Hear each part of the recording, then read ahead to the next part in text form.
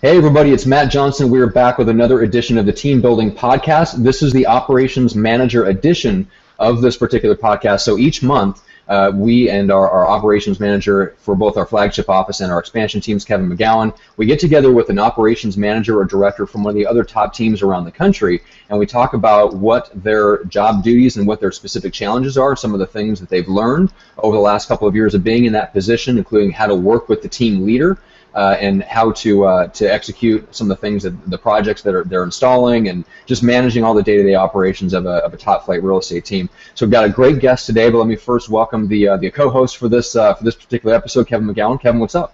Hey, how's it going, Matt? Good, man. Thanks for having me. Yeah, of course. So we're excited today. So we were talking yesterday at our management meeting. We've got 3 teams around the country. We're getting them started on Boomtown. We've got San Diego, Salt Lake, and Boston. And so you've got 6 to 8 months of experience with starting people that have never been on Boomtown all over again, because the flagship office has been on Boomtown for what, 4 years, 3 years? Let's see. Actually, just about 5 now. It'll be 5 this fall. Just about 5. Very cool. Yeah. Yep.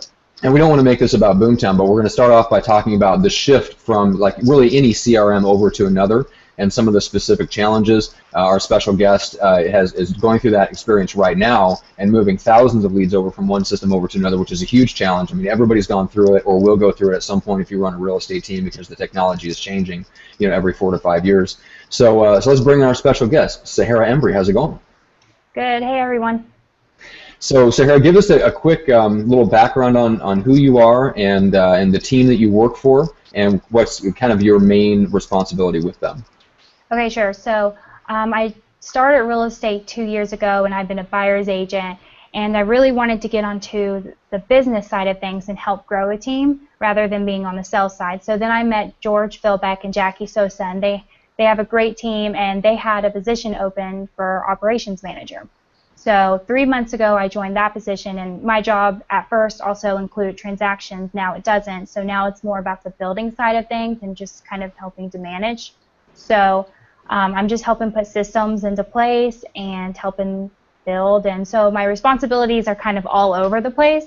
But my biggest one would be focusing on one project each week. So last week was Boomtown. Okay. Yeah, and you have exposure with Boomtown because that's what you use. You've been on a team before, so this is not your first rodeo, essentially. So you're in this position, which is new, but you're not new to Boomtown or anything, right? Exactly. Not at all. So take me through the process a little bit. We'll dive into some other things later, but let's start with the conversation of just how you guys are shifting and some of the lessons that you've learned. So you guys were, fill me in on what you guys were coming over from and how long they've been on that system and why you guys decided to go with a new system. So they were on Follow-Up Boss before, so I think they have 8,000 old leads in there. We switched over. When I first joined the team, I told my boss, George Philbeck, about Boomtown. The thing I liked more about Boomtown rather than Follow-Up Boss was the lead generation was just better. So Follow-Up Boss didn't really focus on lead generation. It was more for just holding your leads. So Boomtown's the better technology as far as getting more leads to actually come in with pay-per-click, and just the way it organizes everything. It's just a better technology. So then we decided to go to Boomtown. The process of getting the 8,000 leads, what was best for us was just to take one agent at a time and have each agent really go and clean out. And so what the agents did was they took like maybe 100 really, really good leads and transferred those into their agent account on Boomtown, and the rest of the leads just all went into one big pool into Boomtown for agents to go in and kind of prospect in. Yeah. Maybe some leads that weren't going to be ready for a year or more. So we just took all of the, I guess, okay leads and put them in that pool, and then all of the qualified ones and put them in each agent account. That was what worked best for us. Nice, I like it. So, Kevin, what's your experience with our expansion teams? Like they're on who knows what, and you're adding Boomtown. They're not necessarily migrating, as I understand it. It's almost like it's in addition to, and maybe they have the option to transfer over. So, what are you guys seeing? Yeah, I mean, one of our teams, our Salt Lake team, had a pretty decent database before we even started with them. Our other 2 markets, San Diego and Boston, really didn't. So it was kind of more of a fresh start with them. A lot of pay-per-click, Craigslist advertising, and so on and so forth. And so then with our Salt Lake team, it was pretty similar. It wasn't quite 8,000 leads. So like Sahara, I think that's a great idea in terms of just kind of narrowing down, dispersing a few so that you can focus and convert at a higher level, and then having a team pot. And that's actually what we even do here with our Omaha team as well, with kind of just like a team account where agents can go in and prospect, and it's open to anyone. But in terms of our expansion teams, yeah, I mean, a lot of it has just really been building their databases over the last, several months, 8 or 9 months that we're into it now. And then with like I said, with our Salt Lake team, they have migrated most all of their leads over into Boomtown, just to kind of keep it focused and have everything in one CRM. So. Yeah. And I know, Kevin, you've got like you put together a whole training for Boomtown. Are the expansion teams, like, are they required to go through that before or in conjunction with like switching over to Boomtown so they understand all the ins and outs? Yeah, absolutely. Yeah, so I broke down Boomtown training into a bunch of different video segments. And that's been really helpful. I used to just kind of sit down with individual agents, and we would literally just hash things out for 4 hours straight, and I think that just kind of became a little bit cumbersome. So recording those... That's a lot. 4 hours a lot to spend them back into Boomtown. It's definitely information overload, and I knew that going into it. It's just more of like, I just want to show you these things so that when it actually comes time for you to be working leads within this CRM, you at least know the basics of what you're doing. But I wish I would have done it a long time ago, recording these different video trainings. But yeah, so how we've done it, and what we've done with our expansion teams is there's typically about a 30-day period where we're ramping up, as in Boomtown is building out the website, they're gathering more information on the pay-per-click advertising that they want to do, targeting areas, things like that. We've come to find that that's a really good time to do a lot of Boomtown training, because usually the CRM portion, the back end of it, will come out before the public end of the website. So they'll have access to what Boomtown will look like for them.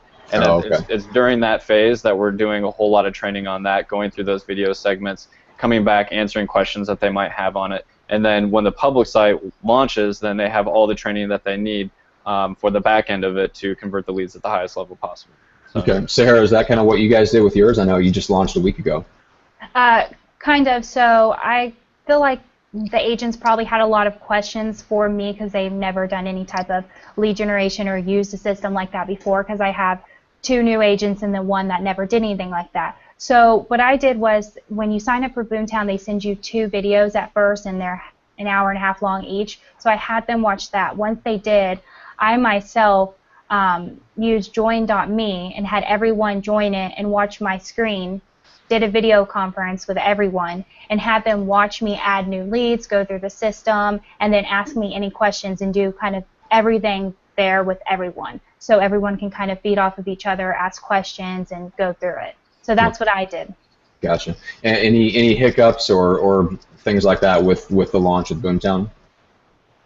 I mean, really, so far not. I mean, really, it was just training. I mean, the only questions agents have had for me is like, what drip plan am I going to put them on? How would I stop the drip plan? Just really small stuff. But so far, no. Really, it's just our 2 newer agents are like, am I converting at a high rate? Like, what should I be doing? So it comes more down to the conversion rather than using the system.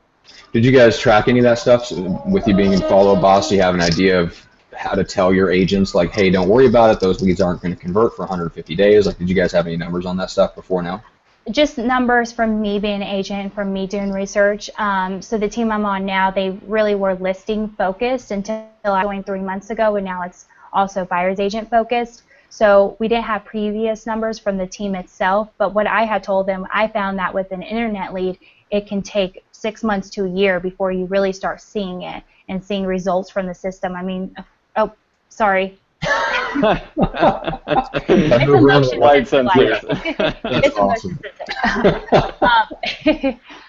Back to what I was saying. Gotta talk with your hands more. Yeah, you just gotta go like this every now and then. Exactly.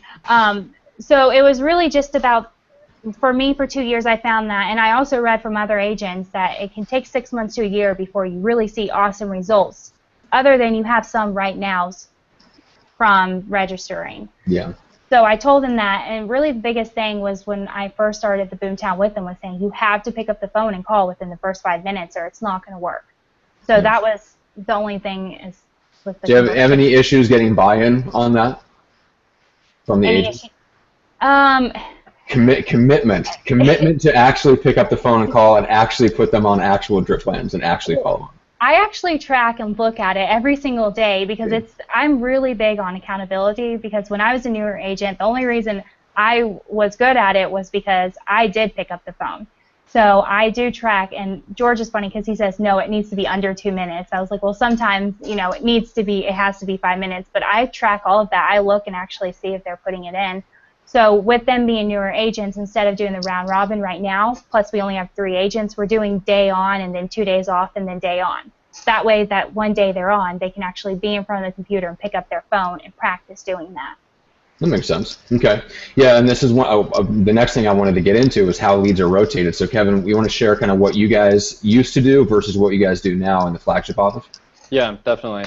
When we first started off, before we really had very much workforce, it was just a couple agents receiving leads at a time, and we did a true round robin. So we just divvied it up per percentages, and then for example, every third or fourth lead that came in would just go out to that agent, and it was up to them to make that phone call. And so that works well, especially in the beginning. I mean, when you're a brand new team, especially if you're listening to this and just thinking about starting this, there's going to be a grace period in there where I say the same thing to even my new agents when I'm training them. We're probably going to burn 50 or 100 leads per agent just for them to kind of learn the system.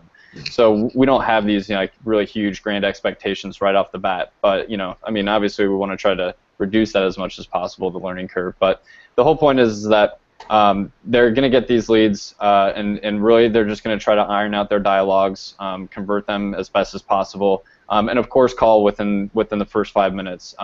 But we noticed when we were first new at this the roadblocks that were presented from the true round robin in doing so. So like Sahara, as soon as we got to a good point where we had about 5 or 6 agents, it's kind of that sweet spot where we could assign daily rotation, and that's part of what I do. It's almost like if you've ever worked a retail job. I literally print out a calendar every year, and I make our what we call a Boomtown schedule a month in advance so that the agents can plan and know that that day is coming up. We've grown to the size now where it used to be they would get it twice a week for 24-hour rotations. Then it was once a week, and now we're at about once or twice a month is when they get their Boomtown days or their lead days or what we call them. And just like Sahara, it's a really, really good way of enabling the agents to time block effectively, be in the office, know that that's what their expectation is, where they're sitting down at their computer, they don't have any other appointments booked for that day. So that way when leads register, they get a text, their phone blows up, they also will get an email, and that way they can make that call within the first 5 minutes because we know how important that is in terms of lead conversion. And so speaking of like a one day like that, we know that gives them about anywhere from 30 to maybe 40 or 50 leads per day when they have that day on rotation, right? Yeah, that's what we're generating right now is about 50 leads a day. So okay. It's Sarah, how does that compare to you guys over there? I know you have some ideas on giving agents too many leads. Yeah. But we only have 3 agents, so they're getting lead days, 2 to 3 times a week. They're getting anywhere between, if it's a really slow day, maybe 7 leads up to 20. Okay. So and then how many days on is that? Between 8 and 10 days on per month? Yeah. Okay. Yeah. So you said what was it? 150 is about the sweet spot that you guys have found in terms of what they can actually keep up with? Yeah, keeping it in their database, but those are 150 really good, qualified, you've already talked to them type of leads. They're ready to buy in under 6 months. They're your right now people who you already have a relationship with. So the goal is to have 150 of those people in your database, and you never forget about them. You're never missing out on them. Do you guys have any set requirements for how they keep in touch with that top 150? Yeah, so if it's under 6 months, or if it's 2 months to 6 months, it's 5 touches a month. And if it's a month or under, you're calling them every 2 weeks. Okay. And then how are you guys keeping track of that and holding people accountable to do it? I set up a drip plan. So for our sellers, our OSA right now, he's on Boomtown as well, and he has 400 people that he's going to nurture. So he has a little bit different of a job because instead of having 150 people, his main goal is to get listings for us, so he has a lot more that he's going to nurture. So what he does is I set up a drip plan for him, a 12-month drip plan, where it's going to automatically send out that email, and then all he has to do, it's going to set up tasks for him, so all he has to do is look at his task every day, send them a text, and then call when that pops up. So it's going to do everything automatically for you, and reminding you to call. So really all they have to do is look at their task and pick up the phone and call them. So that's the easiest for us to do, and it tracks all of that when they actually do it. Okay, cool, very cool. All right, so now that you've got this, like you're out of the weeds in terms of like shifting over from one system to another, and we got some really good tips from you on like how you guys did that and the different approaches that you can take. So what's next? Like you've got, now that you've tackled this thing, what's the next thing on the horizon for the next project? Well, we did just get a new transaction system, so we're going to start working on that. We've got Brevity. So we were missing communication with sellers on our transactions on our listing and buying side. So we wanted a technology that would keep up with the sellers and for them to be able to tell everything that's going on with the file. It track all the email communication between the agents, between the transaction manager and the sellers themselves, and buyers now too. So now the next project is getting that to go into place. Gotcha. All right. So what were you guys just on .loop and email before or something? No. So my boss was an REO guy, so he had Maestro. Okay. And it's really old, but we actually used it for our traditional listings as well. We just named them short sell in the system. Okay. It was great though because it was really task oriented, and I find that most transaction managers or listing coordinators, anyone like that, they like task more than just knowing what to do. They like to be told step 1, step 2. So that's why we like that system. But it just didn't have the technology that other systems have nowadays. Gotcha. Kevin, what are we using in the flagship office for the TCs?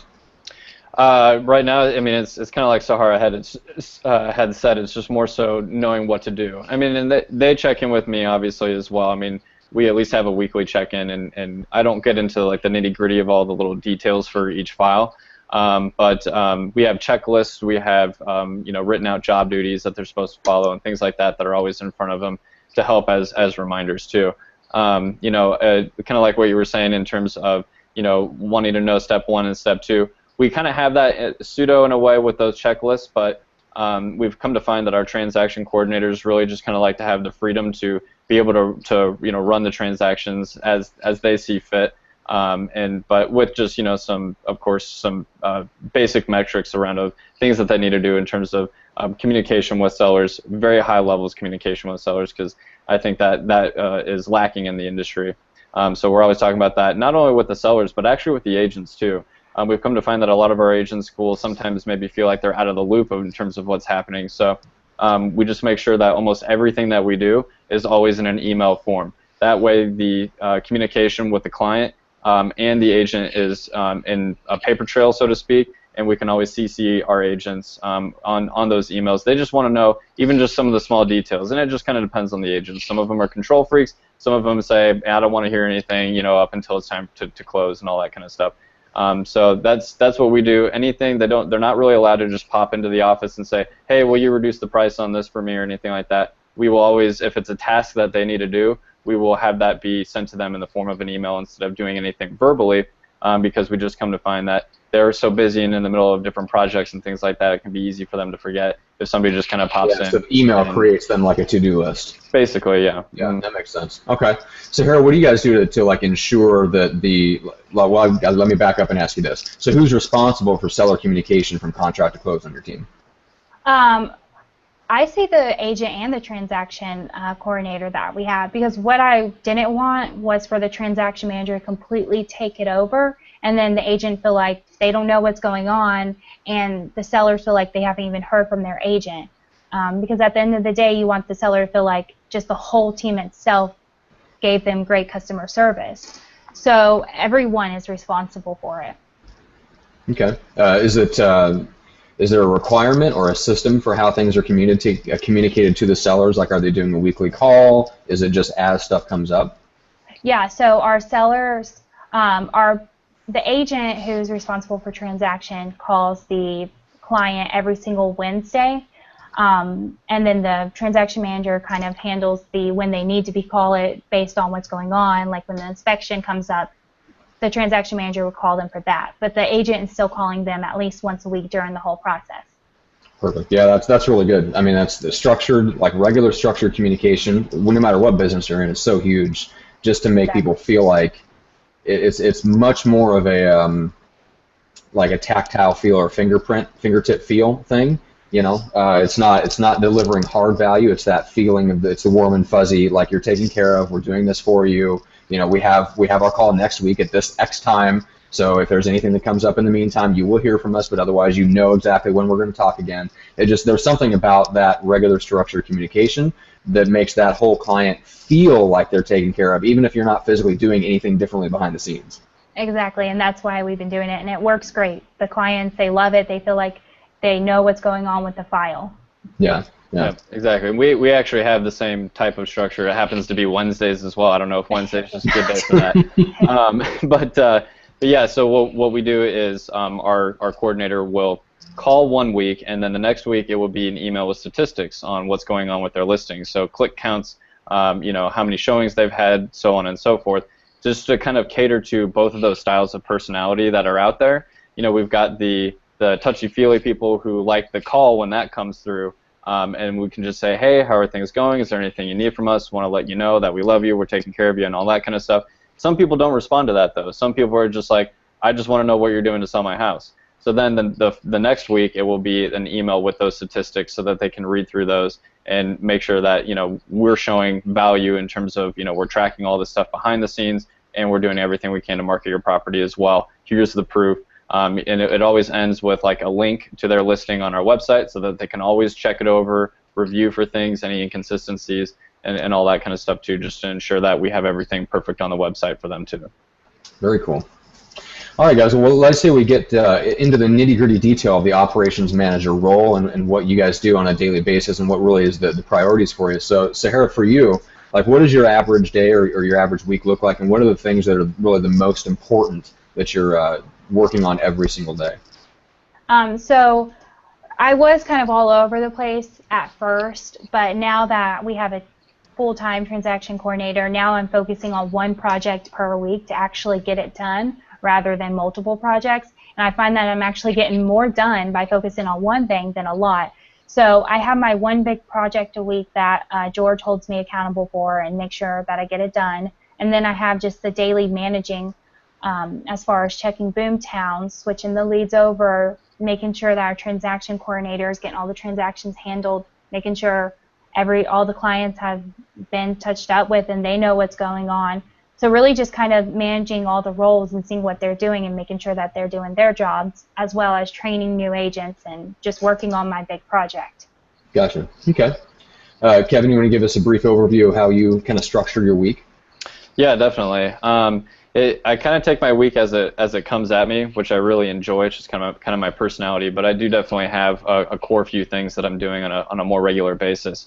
A lot of that has to do with managing and overseeing my admin staff. I check in with them every Friday is our structured time that we do that. It's about a 20-minute check-in where I have them go through their week with me, as well as we kind of talk about life goals and stuff like that, even outside of business. And I really look forward to those meetings. Those are fun.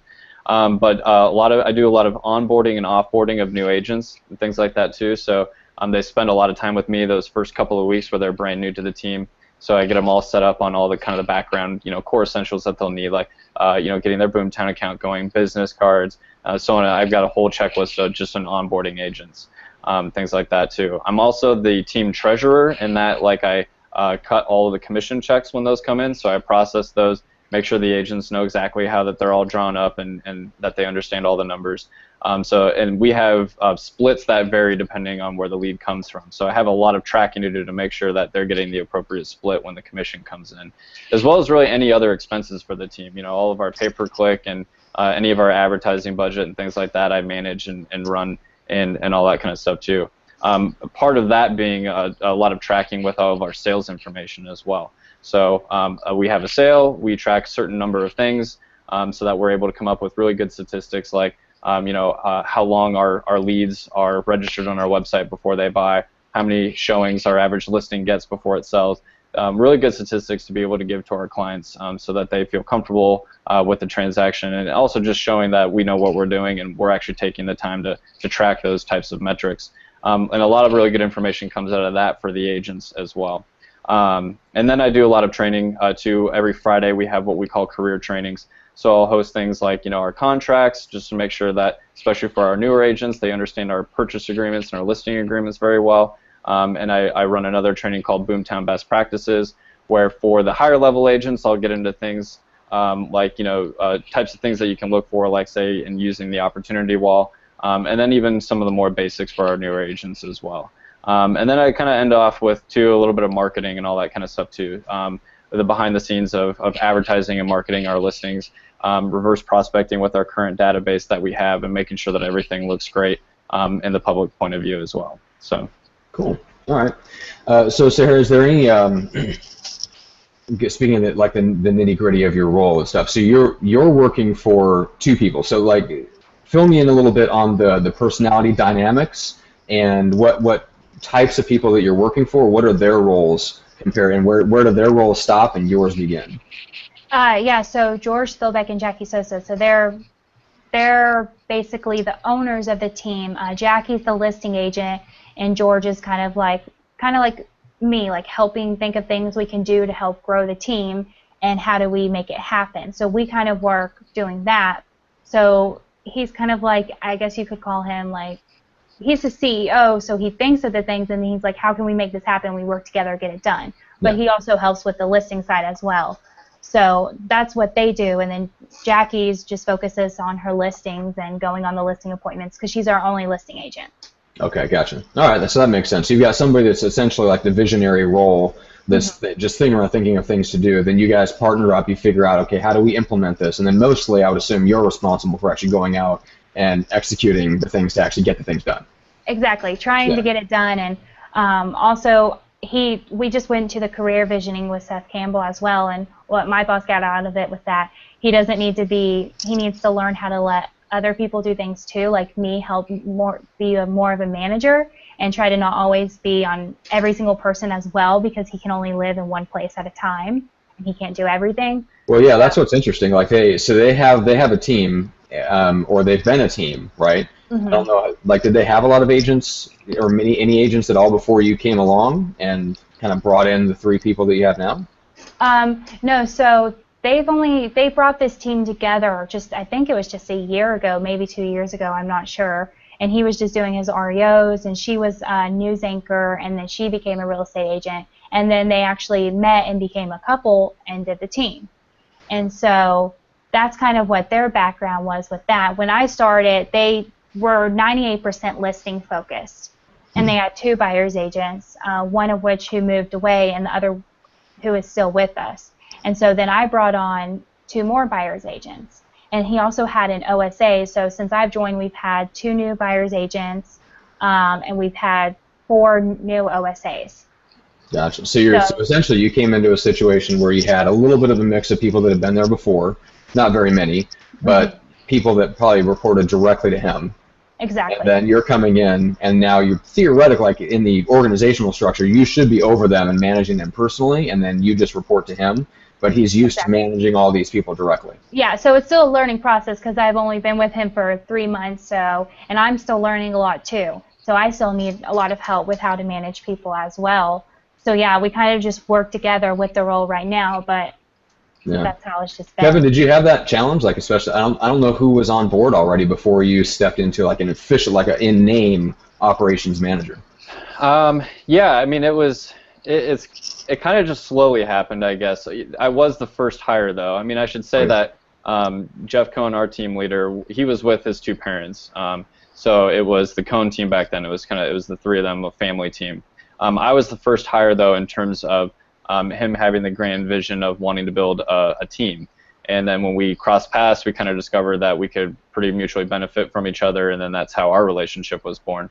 And so, yeah, I mean, it kind of started off, when I say it started off slow, all of those pieces that I mentioned that I do before on more of my weekly basis, all just kind of started one by one. First, I was the marketing guy, and then I was, a trainer, and then I eventually started doing the treasury stuff and so on. It just kind of started to build and grow from there. I'd say all in all, that process took maybe about a year before I was doing all the things that I'm doing now.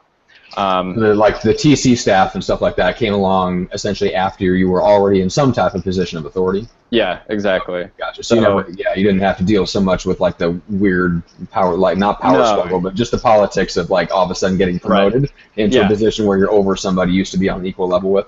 Right, which I'm very, I guess I'm fortunate in that way that I was on the ground level and where I was here before everybody else anyway. So I've never really had that issue. It's the hierarchical structure is, Jeff as number 1, I'm the number 2, and then it kind of goes from there. So yeah, and I feel like there's a lot of teams around the country that probably struggle with that, and because they're putting Sahara people in position like yours, where they're bringing you in. You maybe have been an agent before, or maybe you're coming like our last guest, Michael Walters from the top team in Salt Lake. He was coming from a retail background. He was in management, but so he had tons of experience managing people, 0 experience in real estate. And so you've got those 2 types of people that you're putting in management positions, and that position tends to rotate out a little bit, either because people go back into the agent side, or they just leave real estate and go back into whatever industry they came from or whatever. So I think there's some turnover there. The team leader, that is an eternal frustration for team leaders, is the turnover beneath them and having to train new people on how to do all this behind-the-scenes stuff. So turning back to you, Sahara, is there any what's been some good resources for you that you can point people to that are in your position that have helped you kind of along this journey? Really, for me, I think I really just kind of learned how to do a lot of things by myself and just jump into it and go for it, because I had the real estate background. I didn't have the managing people background. So I kind of had to learn that aspect of it. But one thing I recently learned was that don't try to sometimes create new systems. Take the old systems and just make them better. So that comes along with, for example, the Red Book. That's how the business was built. So take that book and learn it and use that as your tool. And instead of trying to create a whole new book, just make that one better and grow with how technology is growing in real estate. So that's just one thing I learned fast, was just using old systems and making them better. Interesting. I like that. And then you mentioned before we went on the air that you've been delving into the KW University, the videos. Yeah, kind of playing around with it. I really have to learn leverage, and instead of holding the agent's hands and being able to train them every single day, you just don't have time for that. And I was trying to do that at the start. So what I learned was that there's a lot of great tools and videos on there, and you can just say, hey, go watch this. You'll learn something from it. So for our OSA, he watches a lot of prospecting people doing, talking about it, what he can do to build, instead of us going and training together. So you can almost use that as like a coach for other agents. Yeah, totally. Yeah, that makes sense. Kevin, what about you? Anything you want to point out? I think probably one of the most productive books that we've read, well, I guess I'll point out that we do a book club, which I think is great in terms of resources. So we do that for the whole team. Well, every 2 months we have a Wednesday meeting reviewing a book that we've all read as a team. And it's not mandatory, but a lot of agents do really participate in it, which is great. But speaking of KW, it's the one thing we've read, which has been really good. But I really, really, really like the 5 dysfunctions of a team if you're in a team setting. That really just helps put in perspective. It's a really quick, easy read. Wouldn't take any more than a couple hours. Patrick Lencioni is the author of it, and it kind of breaks down the roles of how a good, cohesive team would work. And I hate to use the word synergy because it's a little. I just threw up a little bit in my mouth. Yeah, I know, right? But it does really show how a good, cohesive team will work together. And in fact, even what was really interesting about the first time we read it, because we're actually reading it a second time because we've got new agents who haven't read it, but after the first time that we read it, we were a smaller team, literally pretty much the day that we had our review on it, the team decided to let somebody go, which was the first time ever. Usually that comes from management staff or something like that, That's interesting. But it got all of the team so much on the same page that they kind of collectively decided to let the person go, ironically, who did not read the book, and try to get away with it. And then had no idea why they were being asked to show him the door. And it was hilarious because his identical role was like explained in the book, and it just made it so clear, and that's why the team had no issue letting him go. He tried to go the Cliff Notes route, and it did not work for him. So there you go, Sahara. Read 5 dysfunctions of a team, and you'll immediately pare your team down from 6 to 5. Oh, that's awesome. Okay. Well, cool. We've gone through some really, really cool stuff, and hopefully people go and check. I mean, obviously the red book. It's it sounds trite because everybody does point that out, but really I think it's one of those things where because everybody says it, we all have the consciousness that it's out there. I think it tends to stay on the shelf a little bit. If you've been around real estate for 4 or 5 years, I mean, I read it back in '07. I need to crack that thing again, and they need to hurry up and come out with the second edition, for crying out loud. But I mean, it bears repeating that going back to that model, it's not like Sahara said. That's a great point. Rather than trying to, if something's not working for you, rather than trying to rebuild everything to build a whole new wheel, just figure out how to tweak that model for yourself. And in fact, there was an agent that I just interviewed on another podcast here a couple weeks ago, and she had that difficulty. She tried to build a team just following the standard, MREA model, and it did not work with her personality. So she found a way around it to take some of the excess leads she was generating, give them to a specific group of agents that she trusted in exchange for a referral fee, and then she coached and held those agents accountable on how to follow up with the leads she was giving them. It's working phenomenally well. So she came up with this hybrid of a single agent team model that works within that structure, but gives her another income source and a way to capitalize on the excess leads. So there's always stuff like that. There's always innovations out there if you can just keep on tweaking, keep on experimenting. So, all right. So Sahara, fill us in. I think we forgot to cover it at the top of the show exactly where you guys are at, so that if we have referrals for your area, we can send them to you. We are in Orlando, Florida. Gotcha. All right. So the Dr. Phillips area here. So, and it's the Sosa Philbeck team? The Sosa Philbeck group. Okay. Yeah. So what's the best way if we want to learn more about you guys or send a referral to you? What's the best way to visit your website and then to email you guys? Yeah, so it's just our website, sosaphilbeck.com, and you can just go to agents and click my name and my email, my phone number is right there, and just contact me that way. Awesome. Cool, man. All right, and then so Kevin, we're going to talk briefly. We've got for anybody that's hearing this, like around the time when it comes out, we do have a next workshop. By the time you're hearing this, it's probably going to be August 25th. If we've already passed that, or if you're listening to this replay, either on iTunes or YouTube, check back with eliterealestatesystems.com/workshops, and you can see kind of all the details on the 12-hour workshop where you can sit down with Kevin. I mean, Kevin, you take a couple hours just to take them through. We'll give us a quick idea of what you take them through. Yeah, kind of a lot of the things that I mentioned in terms of what I do on a weekly basis. Usually the focus with your time with me comes back to tracking and why that's important, and especially knowing what your ROI is on particular lead sources. A lot of times it's team leaders who are coming to the workshop, and so they just want to make sure that they're feeling like they're not just wasting their money on lead sources and they don't know what it's doing for their business. So we usually will do a lot of focus on that. But I'll go into basically anything in terms of how I manage my admin staff, how I structure my day, and so on and so forth. But yeah, we spend a pretty good chunk of time on that. But the 12-hour workshop in itself is pretty incredible. You'd spend a lot of time with our team leader, Jeff Cohn, and he'll go through CLAPS, culture, leads, accountability, processes, systems, and strategies.